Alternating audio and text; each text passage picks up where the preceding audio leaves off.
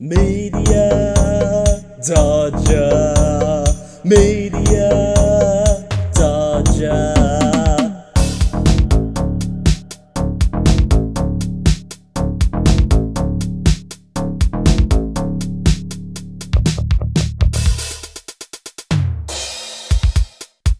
He doesn't perform a dodge, which makes his name exceptionally odd. But he treks through the great and bad. It's 50-50, he's so rad. Good times and bad are had. But that's what he gets for being, and don't forget, the Media Dodger. The Media Dodger. The Media Dodger. The Media Dodger.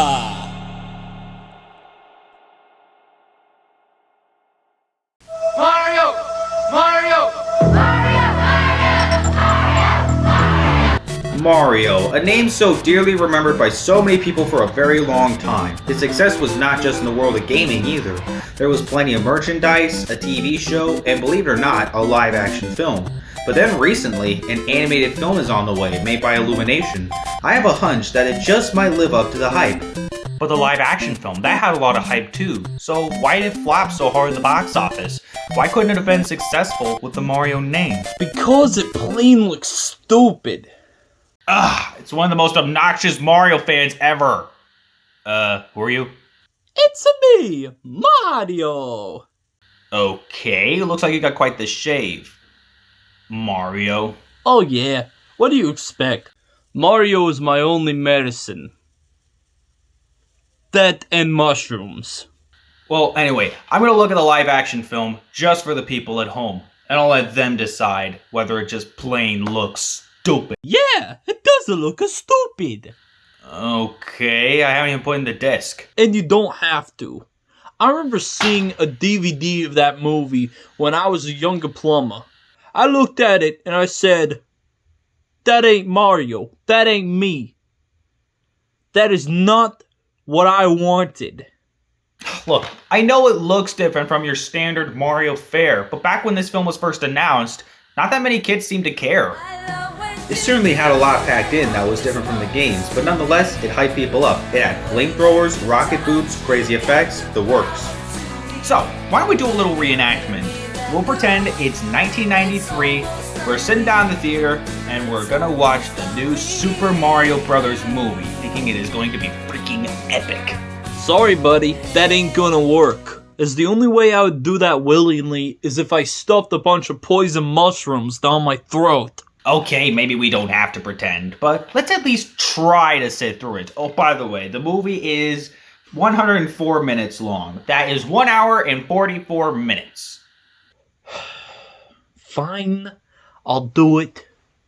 Because I got nothing better to do while waiting for this game on the Switch to download. Bombs away. Oh wow, I hear that takes ages to download. Anyway, let's go!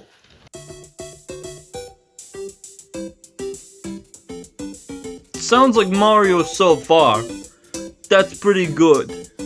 So far so good, am I right? Better stay that way.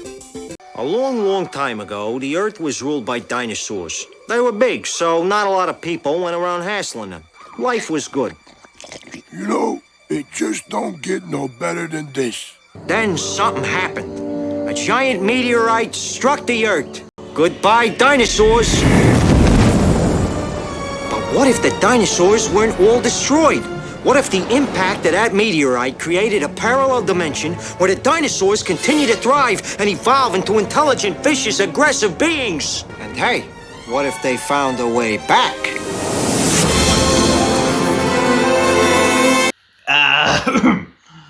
You were saying?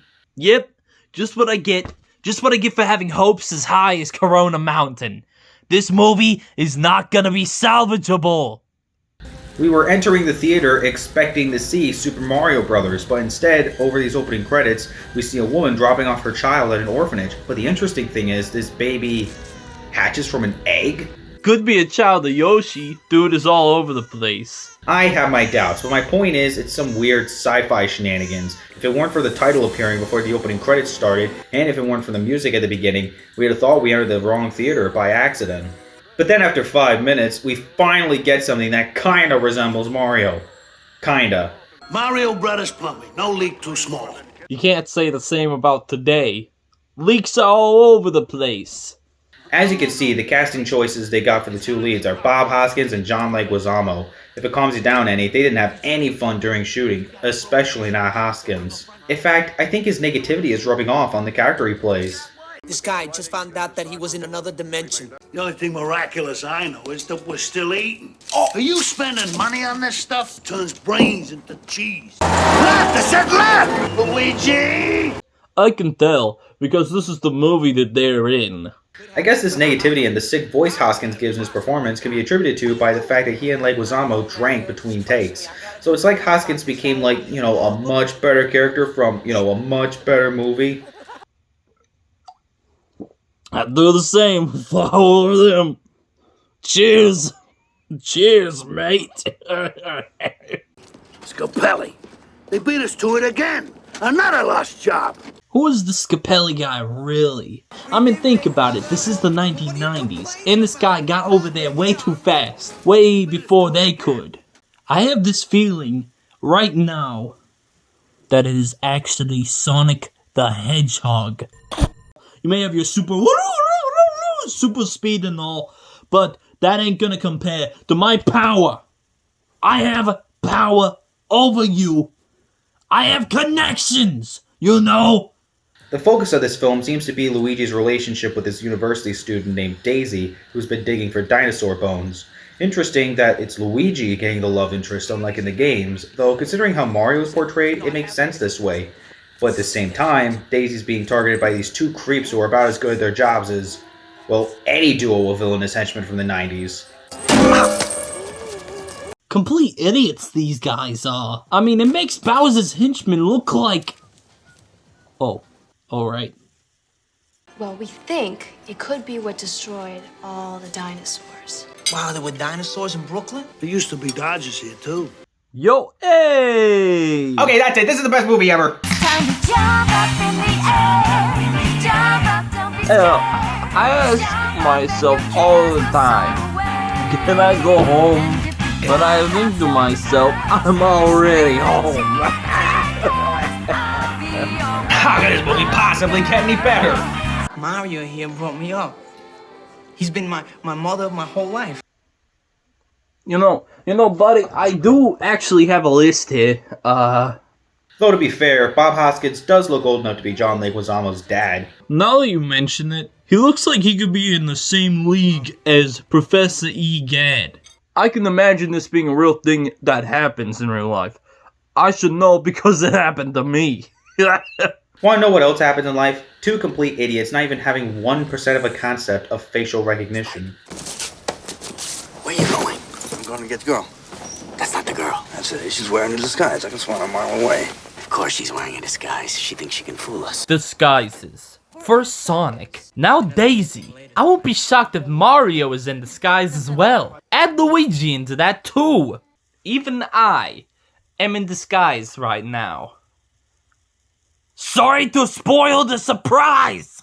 If you really want a surprise, look no further than when Scapelli sabotages Daisy's dinosaur bone search by opening the water pipes, forcing Mario and Luigi to fix them up like the plumbers they are. And boy, do they love to remind us they are plumbers. 1-1-16, open-ended! 1-1-16, open-ended.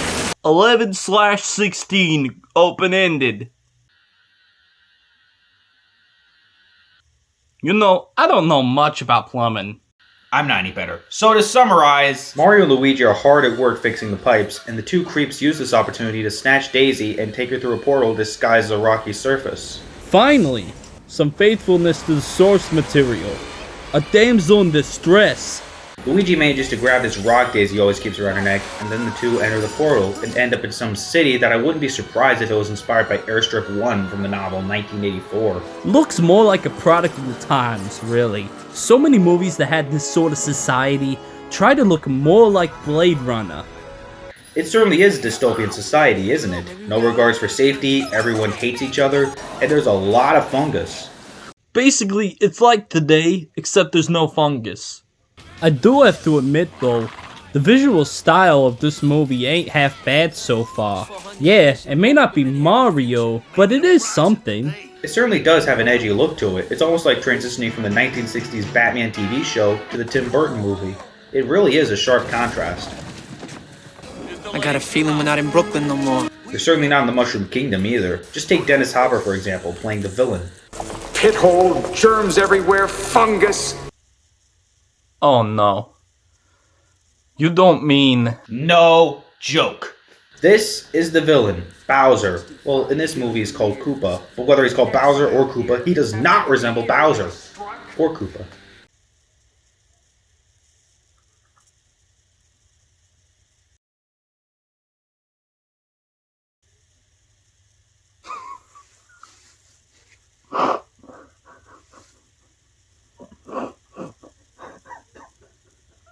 Beyond his bad acting, his goal in capturing Daisy is to take the missing piece that's shipped off from the meteorite that killed the dinosaurs and use it to merge the two dimensions together so he can conquer both. If I just pretend that he's an idiot from a mental asylum who claims that he is Koopa or Bowser, I may not need more mushrooms. Without that piece, the meteorite lays dormant. Where is it?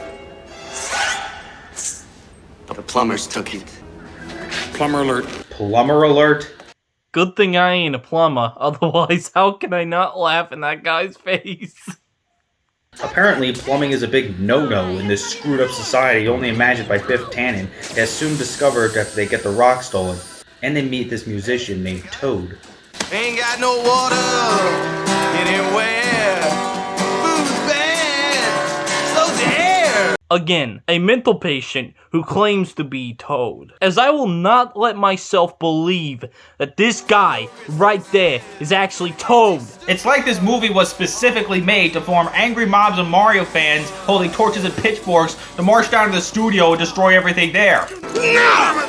Hey, what is this? All right, what do we do? I'm getting arrested for being a plumber. Write his number down. Name. Mario. Last name. Mario. Are you deaf? He asked for your last name. Whatever it is. Okay, what's your name? Luigi. Luigi? No, Luigi Mario. I'll go more insane if I dwell on it. Blah, blah, blah. They're being hilarious. Move on! Once you've gotten over the fact of the reason they're referred to as the Mario Brothers, they meet Koopa, who's testing a de-evolution machine on Toad while at the same time delivering a very cheesy one-liner. See you later, alligator. Wonder how long it took to write that one. 1 second. 1 second is how long they took to think of that. Speaking of which, give me 1 second! The de-evolution gives off some insane 90s effects and turns him into... what is that thing? Goombas. This movie is funnier and sadder if you pretend like everyone in it is a mental patient who claims that they are these characters when really they ain't.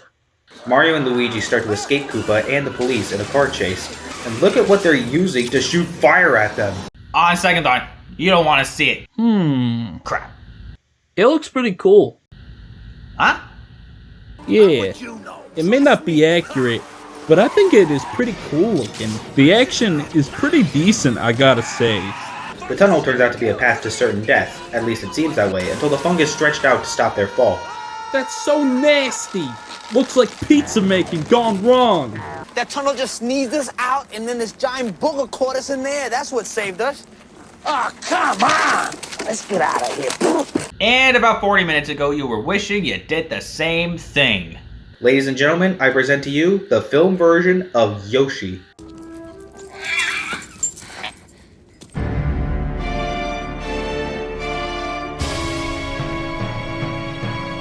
This is not Yoshi!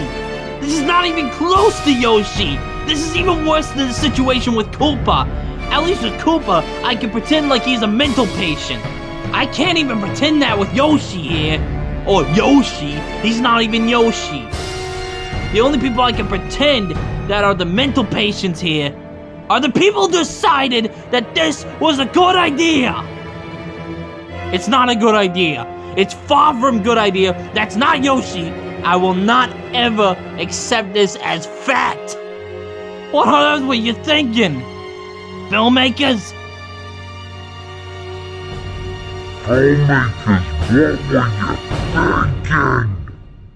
Don't move your hands around like a small wounded animal. What? What kind of noise is that? What's next? Are they gonna say he's impersonating the sound Yoshi makes when he eats something? Do you mean the mental patient's design of Yoshi?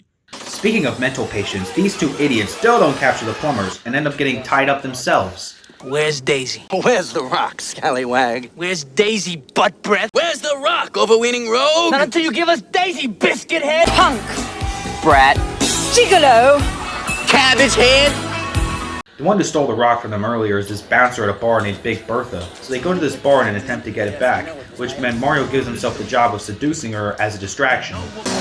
The name's Mario. I'm your main man. Dance with me. I'll hit you all you like. You know, it is such a big honor to be punched in the face by a woman. I would know, because guess who got punched by one? This guy!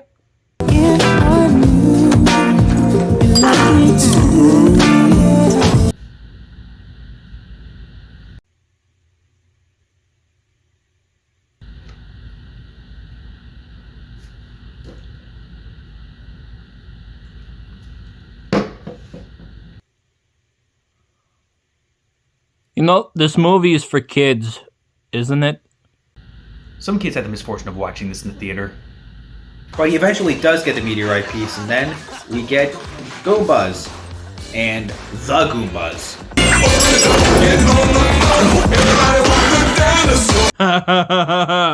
But the rock gets stolen by this chick who serves as Bowser's second in command, and the plumbers have to pursue with these rocket boots. I invented these. I can fly. Can you fly? If only these plumbers could fly home, but they got a universe to save. But Koopa's got a lot more time to kill, ordering a pizza. I'd like the Koopa special. Pterodactyl tail on that? Yes. You know, that could be considered cannibalism, which is frowned upon in most societies. It's been over an hour since this movie started, and these two plumbers are wearing anything except for what they're known to be wearing. You know, red and green. Look, look, look!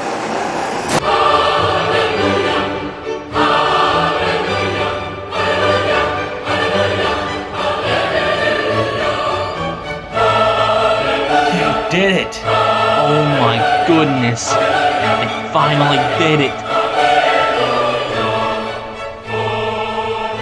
As it turns out, this second in command is planning to betray Koopa and take over the dimensions herself, and thus hides a meteorite piece from him. Daisy manages to escape the room after the second in command tried to kill her, and, well, if it satisfies you any. Holy crap, that was brutal! Do I need to bring up the point earlier about kids going to see this movie? And by the way, Yoshi lives. In this case, sadly. The plumbers meet up with Daisy, who has made a very interesting discovery. I want you to meet my father.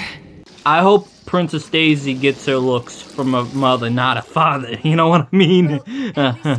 He used to be the leader here until Koopa turned him into all this fungus. As weird and messed up as this backstory regarding her father is, it does explain why the fungus has been so helpful to our protagonist this whole time. But Koopa soon finds out his second in command was betraying him and manages to get the rock from her, just in time for him to get the troops ready. Muster the Goombas! End up the de-evolution guns! Prepare for destiny! Where's my pizza? What other villain can you name that has a craving for pizza while at the same time maintaining a dictatorship over society? I can relate to wanting to get your pizza and all. Like, I'm a guy who loves pizza, as you can tell. But shouldn't this wait until later? Too late, humans! Sir, your pizza's here! Not now. Looks like I win. Okay, you can cut out all reference to this guy and his pizza and miss nothing. It didn't need to be there. That's like me interrupting this footage to show you me playing Mario Odyssey. No, no, I'm not doing that. Hey, you want to see something cool? He's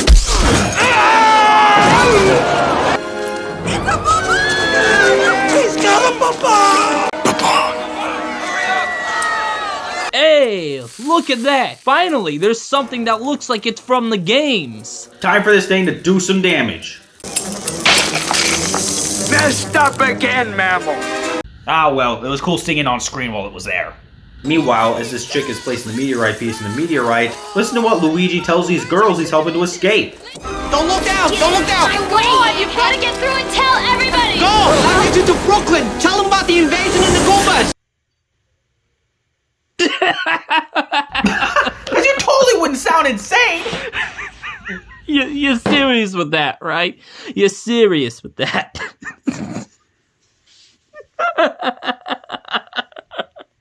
By the way, no, this chick couldn't handle the energy of the meteorite, and it destroys her flesh. She did. Man, she sure makes an impression. Now that the meteorite is complete, the two dimensions are merging. Koopa and Mario end up in the real world, and Koopa actually gets to use a de-evolution gun to make a monkey out of someone. Monkey! Don't tell me.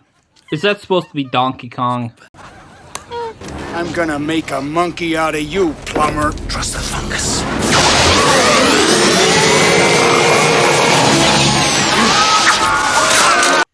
You know, maybe we should eat the shroom while we're at it.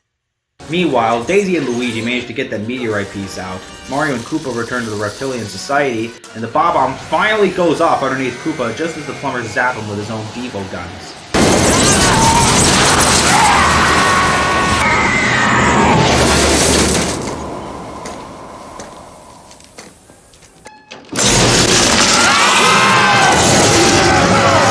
Wow.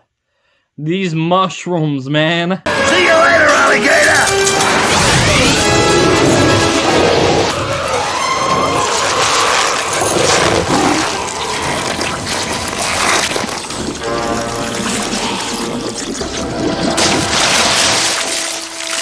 You dead. So now it's time for the brothers to go back to Brooklyn, but Daisy has to stay because she has to find out where she belongs and all that. Typical with these characters. But if you thought this whole thing was over, you clearly haven't thought long enough. Luigi, Mario! Daisy! You're never gonna believe this. I believe it. You do? I believe.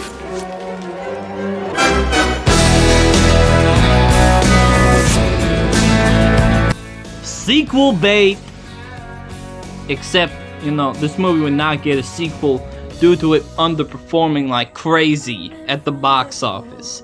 However, there would be a sequel made in the form of a fan-made comic, which, if I'm right, also had the original writers attached to it. Oh, and if you thought that was the end, there's actually a little something after the credits. Well, I must say we have a very exciting proposal. A video game based on your many adventures. What would you call it? The Super Koopa Cousins! That's it? No words from me after that. But I do have to say, it is better than those post-credit scenes you see nowadays. I mean, I'd take this over any of those Marvel movies. There. Sat through it. Was that as bad as you were thinking it was gonna be? Not at all. In fact, I actually enjoyed my time watching this. It actually is a pretty decent movie. Too bad my youngest self didn't think so. By just looking at the DVD, man, I have no life at all. Why am I even doing this voice? I should just stop being like this. Alright, cool. Now you can go ahead and get to your game. I've held you prisoner long enough. I wouldn't mind actually doing something like this again. Your call, though. But I'd be very cool with doing it. Especially maybe under a different circumstance. Like me, when I'm having a midlife crisis. But anyway, bye! Okay, so, here's my final thoughts. It's true that the film is overall incredibly different from the video games. In fact, it's a big reason why the film flopped to begin with. More than just how insanely different it was the first time a video game was adapted to a live-action feature. It didn't have any creative input from Nintendo, a mistake that would never again be repeated, because nowadays, movies based on video games are taken much more seriously. Is it any wonder Nintendo's actually in a direct collaboration with Illumination and making an animated feature based on the franchise? But today, the live-action film has a cult following, and there's good reason why. The action is good, the effects, while not the best, are pretty neat. The set design looks cool, the story certainly has a great concept behind it. But the only reason it was all overshadowed when it first came out was because it had the Mario name. That made it hard for kids to distance this film from the games in any way. But if you ignore the Mario name altogether, you've got yourself an enjoyable, though at times very laughable, sci-fi feature. But if you're looking for a real Mario movie, this is not it. Gosh, I can't wait for the animated version to come out. That is gonna be the real Mario movie. Thank you so much for watching my video.